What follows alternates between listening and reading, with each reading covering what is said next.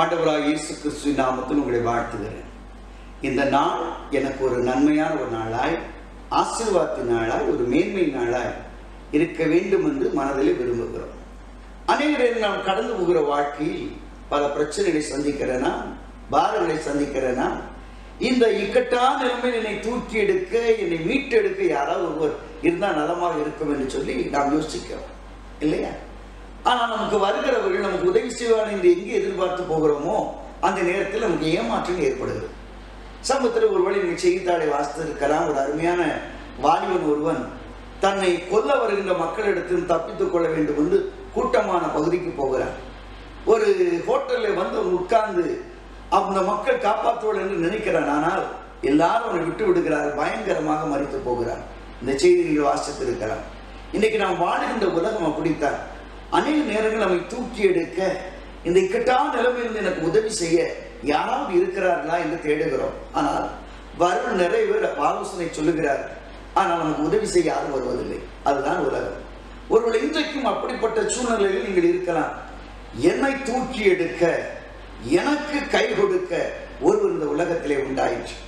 என் அன்புக்குரியவர்களே, தாவீதின் சங்கீதத்தில் சங்கீத 40ஆம் அதிகாரத்தில் ஒரு அற்புதமான சம்பவத்தை இப்படி அவன் எழுதியிருக்கிறார். என்ன சொல்லுகிறான்? கர்த்தருக்காக அவன் காத்திருக்கிறார். எந்த நிலைமையிலிருந்து தன்னை யாராவது தூக்கிவிட மாட்டார்களா என்ற எதிர்பார்ப்போடு இருந்த அவன் ஒரு கடைசியில் ஒரு முடிவுக்கு வருகிறார். என்னுடைய நிலைமையிலிருந்து, என்னுடைய வாழ்க்கையின் போராட்டங்களிலிருந்து அவர் ஒருவரால் தான் முடியும். கர்த்தருக்காக பொறுமையோடு நான் காத்திருந்தேன். அவர் என் பக்கமாய் சாய்ந்து வந்து என் கூப்பிடுவதற்கு செவி கொடுத்தார். எப்படி செவி கொடுத்தாரா? எந்த சூழ்நிலையிலே? 2ஆம் வசனம் சொல்லுகிறது, அவன் சொல்லுகிறான், பயங்கரமான குழியிலும் உளையான சேற்றிலிருந்து என்னை தூக்கி எடுத்தார். கர்த்தருடைய நாமம் மகிமைப்படுவதாக. ஆம் அன்பானவர்களே, பயங்கரங்கள் வாழ்க்கையில பயங்கரமான சூழ்நிலைகள். ஒருவேளை வியாதி நிமித்தமாக இந்த பயங்களாக இருக்கலாம், நண்பர்கள் நிமித்தம் அந்த பயங்கரமாக இருக்கலாம். வேலை வாய்ப்பின்மை குறைந்து போகிறதே, இனி எப்படி வாழ்வேன்? என் எதிர்காலத்திற்கான காரியங்கள் என்ன? எனக்கு நல்ல உயர்வு கிடைக்குமா? வடிவாசல் திறக்குமா என்ற பயம் கூட உங்களுடைய உள்ளத்தை மாற்றி வதைக்கலாம். என் அன்புக்குரியவர்களே, தேவன் இந்த நாளில் உங்களோடு கூட பேசுகிறார். இந்த பயங்கரமான நிலைமையில் இருக்கிற நம்முடைய வாழ்க்கை தூக்கி எடுக்க ஒருவர் உண்டு. வேதாகமத்தில் யோனா என்கிற ஒரு மனிதனை பார்க்கிறோம். அவன் சொல்கிறான், சமுத்திரத்தின் ஆழத்திலே நான் போனேன், காரில் என்னை சூழ்ந்து கொண்டது, பாசிகள் எல்லாம் என்னை படர்ந்து போயிடுச்சு என்று தன்னுடைய அனுபவத்தை சொல்லுகிறார்.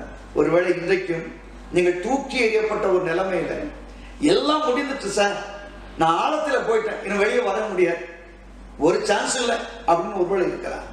ஆனால் தேவனால் உங்களுக்கு உதவி செய்ய முடியும், அற்புதங்களை செய்ய முடியும். பயப்படாதீர்கள், நம்முடைய தேவன் பெரியவர்.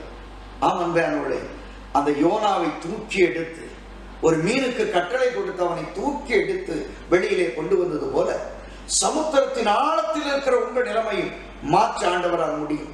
எந்த காரியத்தை குறித்து பயந்து கொண்டு இருக்கிறீர்களோ, ஜார்ஜ் வாஷிங்டன் என்கிற ஒரு தேவ மனிதரை குறித்து நீங்கள் அறிந்திருக்கலாம். அமெரிக்க ஜனாதிபதியாக முதலாக இருந்தவர்.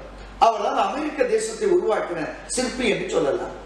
அவரும் அந்த சுதந்திரத்திற்காக போராடின பொழுது அவரை துரத்தி கொண்டு அங்கே இருக்கிற இராணுவத்தினர் வந்த பொழுது கடைசியாக அந்த ஆற்று பக்கம் போனார்.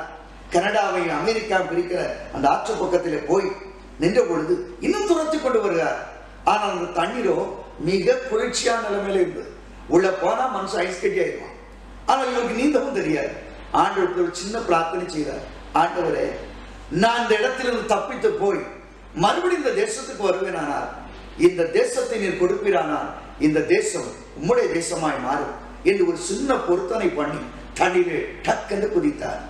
அவர் சொல்லுகிறார், எப்படி நான் நீச்சல் அடித்தேன், எப்படி அக்கறைக்கு போனேன் என்பதே தெரியாது. அவ்வளவு ஆச்சரியமாய் ஆண்டவர் கொண்டு போனார். இன்றைக்கு கூட வாழ்க்கையில் எதிர்நீச்சல் போட முடியாமல் அடுத்து என்ன, வாட் இஸ் நெக்ஸ்ட் என்று கலங்கிக் கொண்டு இருக்கிறாயா? தேவனால் உன் நிலைமை மாற்ற முடியும். அதோடு மாத்திரமல்ல, இன்னும் ஒரு காரியத்தை சொல்ல விரும்புகிறேன். வேதம் சொல்கிறது, உளையான சீட். ஐயா, வெளியே வரணும்னு நினைக்கிறேன், ஆனா அந்த பிசினஸ் விட்டு என்னால் வர முடியல, இந்த கமிட்மெண்ட் விட்டு என்னால் வர முடியல, இந்த பழக்கத்தை விட்டு என்னால் வர முடியல, இந்த உறவை விட்டு என்னால் வர முடியவில்லை. அந்த சேற்றை போல சிக்கி தவிக்கிறாயா? உன்னை தூக்கி எடுக்க இயேசு கிறிஸ்துவினால் முடியும். இந்த இக்கட்டிலிருந்து உன்னை விடுவிக்க இயேசு கிறிஸ்து என்கிற இரட்சகரால் மாத்திரம் முடியும்.